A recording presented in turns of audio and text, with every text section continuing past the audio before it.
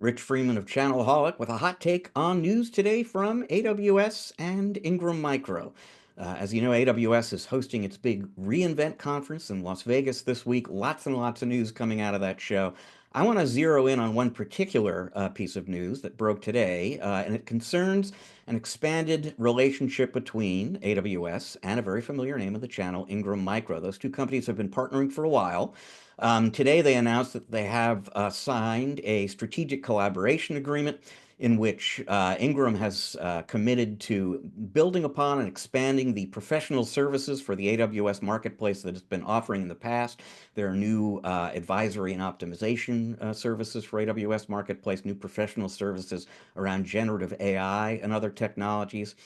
In addition, users of Ingram Micro's Xvantage platform now have the ability to combine vendor software procured through the AWS marketplace with their own services and create private offers that they can then offer directly out to their end users. That latter piece of the news builds upon something Ingram announced in November, which was an integration agreement with AWS Marketplace and the Xvantage platform. Xvantage, for folks who don't know, is the automated AI-based digital twin, basically the self-serve interface to everything that Ingram Micro does with its partners. And now there is a private offer capability in addition to the existing capabilities built into that platform.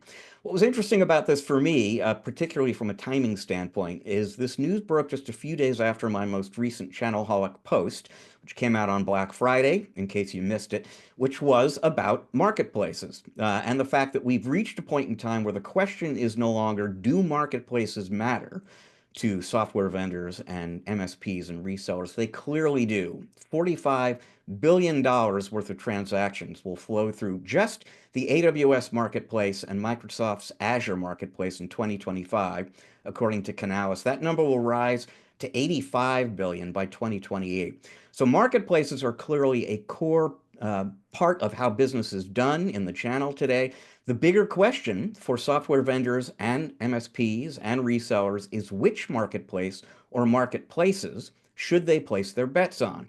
And one of the things I talked about in my post is that companies like Ingram Micro, TD SYNNEX, D&H, Pax8 are all building a case for placing your bets with them around the fact that they take what an AWS marketplace does or an Azure marketplace does and offer things that you can't get if you work exclusively and directly with just one or even both of those marketplaces. So you can combine, for example, services and solutions you get through the AWS marketplace and the Azure marketplace on a single order. You can add not just your own services, but professional services from companies like Ingram Micro on those orders as well. You're also going to get the personal attention that you're just never going to get directly from AWS or Microsoft. And companies like Ingram, TD SYNNEX, Pax8, et cetera, will point out they have very sophisticated technology that is specifically designed around the needs of MSPs and SMBs. Now, time will tell if that argument catches hold with the channel. It does sound like a compelling case. For me, one of the things that's interesting about that case is just it's the latest pivot by these companies. You will recall it's not that many years ago, there were a lot of people who were saying that as the traditional pick, pack, and ship services that distributors were known for became less and less necessary, less and less important, everything moved into the cloud, distributors were going to become less and less central to the channel. And all the big companies, Ingram Micro included, did a very effective job of pivoting for that new era of technology.